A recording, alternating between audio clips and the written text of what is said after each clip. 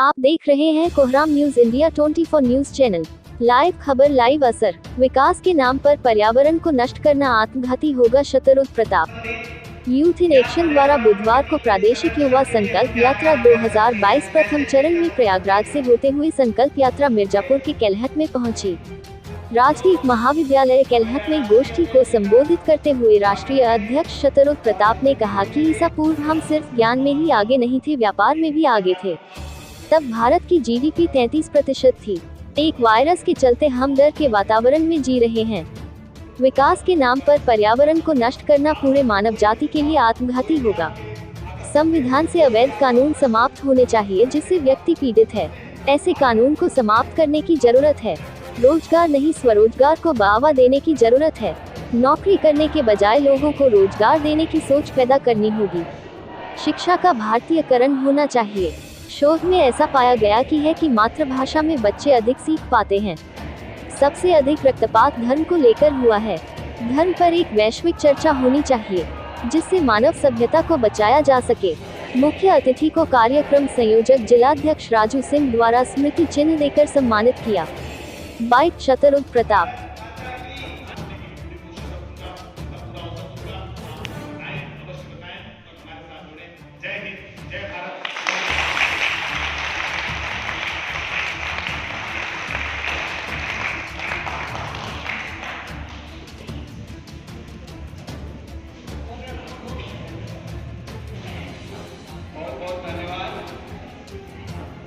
आपने अपने विचारों से सबको अवगत कराया।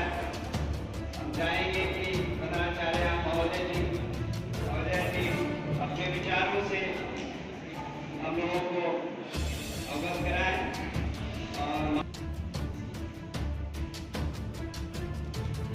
युवा संकल्प यात्रा 2022 के कार्यक्रम के अवसर पर उपस्थित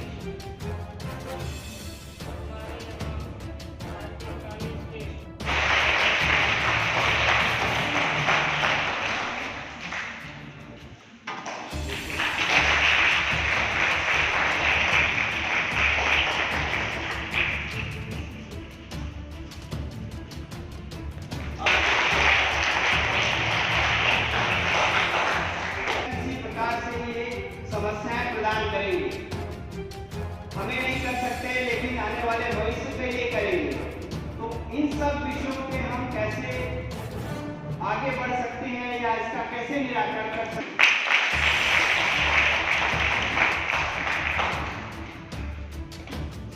आज के इस कार्यक्रम में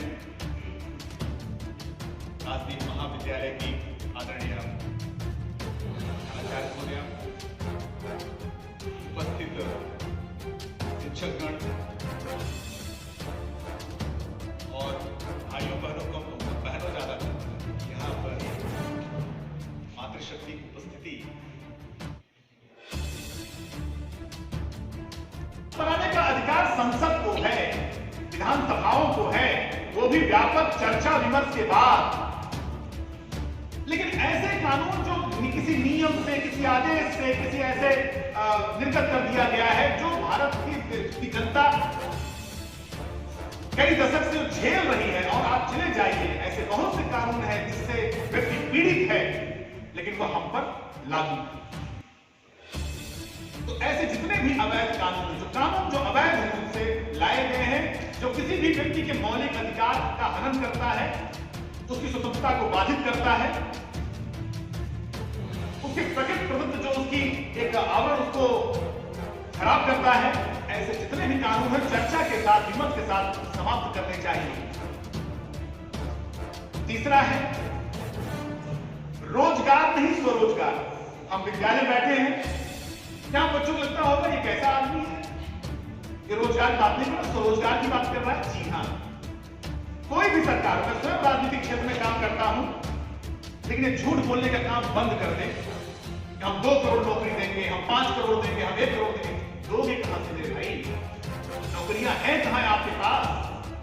2% से ज्यादा सरकारी नौकरी नहीं दे सकते, है नहीं, देंगे कहां से?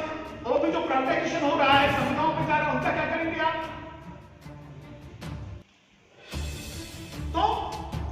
रोजगार ठीक है, और जहां आप जरा सोचिए, एक युवा को नौकरी कितने वर्षों में जाना चाहिए? ज्यादा से ज्यादा 25, 26, 27 साल में। मैं वो भी ज्यादा बता रहा हूं। लेकिन मेरे बच्चों, मुझे बताइए, जहां पर 40, 45 साल एज लिमिट है कि आप कंपटीशन देते हैं,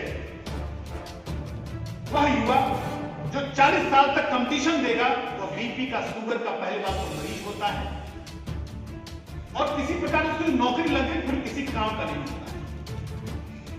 क्योंकि मैं सुबह से आता हूं, मैं खुद देखता हूं, मैं जानता हूं, उसकी मौलिकता खत्म हो चुकी रहती है। 1 लाख अभ्यर्थी हैं, कोई 100 नौकरी है, बाकी कहां जाएंगे? तो सकते हैं।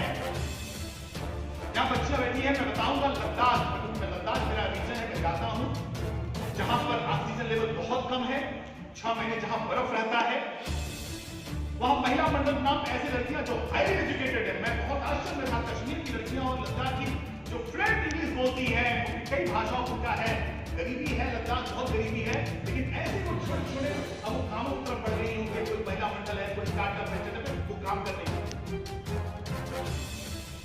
वैकेंसी में भी हम लगा करके।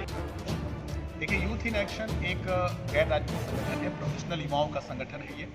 जिसे मैंने बताया आपको कि IIT, IIMS मेडिकल और युवा अध्यापकों का ये संगठन है। शिक्षा, समाज, राजनीति और धर्म, इन विषयों पर लगभग 10 वर्षों से संगठन सेमिनार, वेबिनार, गोष्ठी, संगोष्ठी के माध्यम से काम करता रहा है।